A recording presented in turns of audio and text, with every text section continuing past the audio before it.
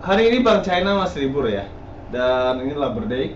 Lalu untuk Euro, hari ini pergerakannya akan lumayan agak-agak hectic ya kalau bisa dibilang. Euro USD.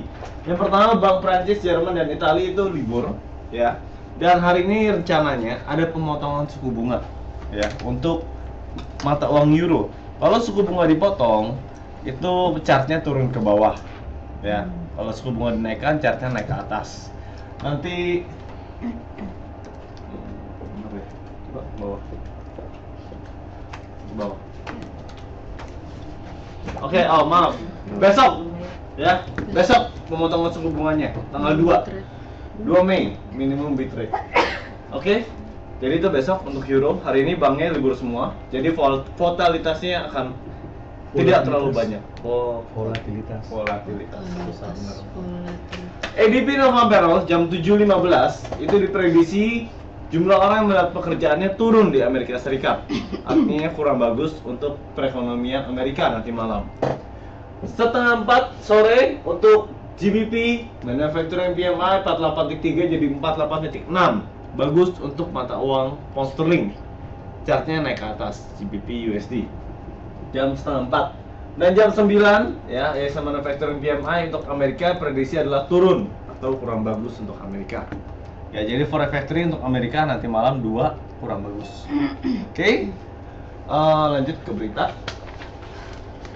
Kemarin Wall Street atau Dow Jones ya, itu terangkat sentimen positifnya hanya sebesar sekitar 21 poin. Oke, itu dikarenakan tapi naik ya. Yang ini walaupun sedikit tapi naik gitu untuk Dow Jones ya. Dan sedikit demi sedikit mulai menuju ke 15.000 ya buat Dow Jones ya. Jadi kedepannya tren jangka panjang ini masih akan uptrend. Apple itu ingin merilis surat utang atau obligasi untuk pertama kali dalam sejarah ya. Jadi Apple itu ingin merilis surat utang, itu dipandang baik oleh para pelaku pasar. Oh, berarti Apple melakukan suatu improvisasi untuk menaikkan harga sahamnya kembali. Makanya kemarin Dow Jones-nya juga terangkat naik dikarenakan berita itu. Yang kedua, berita yang mengangkat Dow Jones kemarin adalah Cyprus itu diprediksikan akan mendapat bailout di bulan Mei ini. Ya. Yang ketiga, Apple membeli sahamnya kembali, ya. Dan itu dia sudah menyiapkan uang 100 miliar US dollar. 100 miliar tuh sekitar 950 triliun. Ya. Hitungnya T ya, triliun ya, udah ya. Jadi buat si Apple dia ingin beli sahamnya kembali dari para pembeli saham agar saham dia yang sekarang turun itu bakal naik ke atas. Ngerti ya, dia menaikkan harga sahamnya dengan cara membeli kembali. Nah, sentimen-sentimen seperti inilah yang mengangkat kemarin Dow Jones ke atas dan sepertinya akan terus untuk naik ke atas. Oke. Lalu berita lagi ke bawah. Pelan-pelan. Oke, ini yang tadi Parlemen Cyprus setujui bailout ya, dan diprediksi bulan Mei ini sebesar 10 miliar euro. Oke. Bawah. Eropa perlu memicu pertumbuhan ekonomi, akan ada pertemuan ya dewan-dewan Eropa, perdana-menteri Italia, Spanyol di dalam waktu dekat ini ya. Ada pertemuan antara Uni Eropa dalam waktu dekat. Efeknya akan ke Euro USD. Jadi untuk minggu ini atau minggu depan Euro USD atau per euro itu akan sangat kencang sekali volumenya. Oke. Dan yang terakhir berita minor ya. Nokia membuat iklan ya untuk parodinya dia Samsung dan Apple.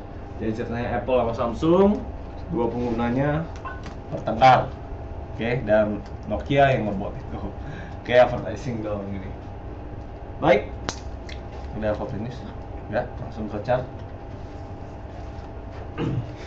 Ini chart Dow Jones. Oke, kalau Anda lihat di sini perlahan demi perlahan memang naik 21 poin, naiknya sedikit, tapi sudah mulai gejala ke 15.000 ya.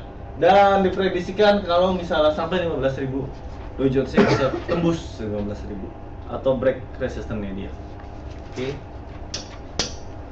Jadi sampai saat ini adalah strong uptrend. Anda bisa lihat di sini. Oke.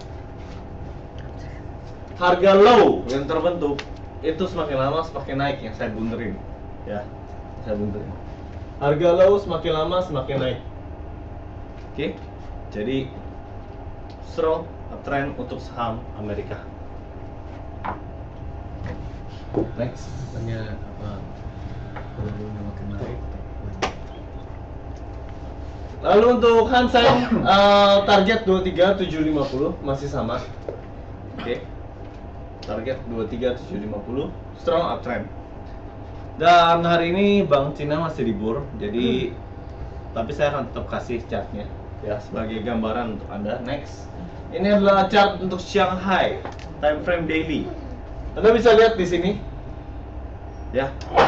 Ini adalah perkumpulan supply dan demand kalau dibilang ya, perkumpulan supply dan demand. Dan yang terjadi adalah seller lebih menang ketimbang buyer, sehingga harga mulai break 2187. Jadi untuk Shanghai targetnya adalah ke 2000. Oke. Untuk saham-saham Cina. Sekali lagi, ini adalah harga di mana orang banyak ambil posisi buy. Ya, untuk saham Cina untuk long term. Jadi cepat Anda ngomong ke klien Anda, siapkan dana beli saham Cina. Ya, beli Apple itu juga. Next. Ini untuk emas ya. Anda bisa lihat di sini di perkumpulan supply dan demand ya. Harga sudah mulai membreak resisten untuk emas. Di sini. Target masih sama 15.00 dan 15.62. Sepertinya akan minggu ini untuk 15.62. Ya. Jadi paling seru itu hari Kamis dan hari Jumat untuk volume dari futures. Aussie, wait and see. Australia versus US dollar.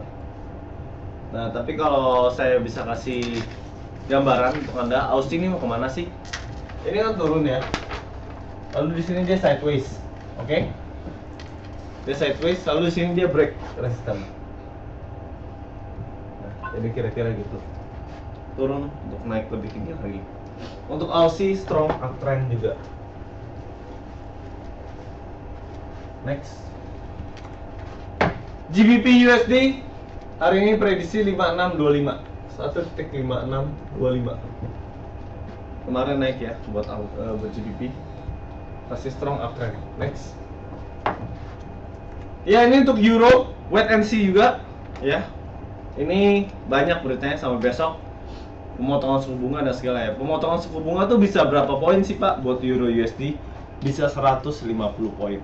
Ya. Jadi begitu besok dirilis jamnya itu bisa 70 lah minimal. Dalam waktu semenit atau sampai 3 menit ke depan. Dan terakhir untuk USD versus Swiss franc. Ya, ini adalah downtrend untuk USD versus Swiss franc. Oke. Wait and see juga. Oke, sekian dan terima kasih.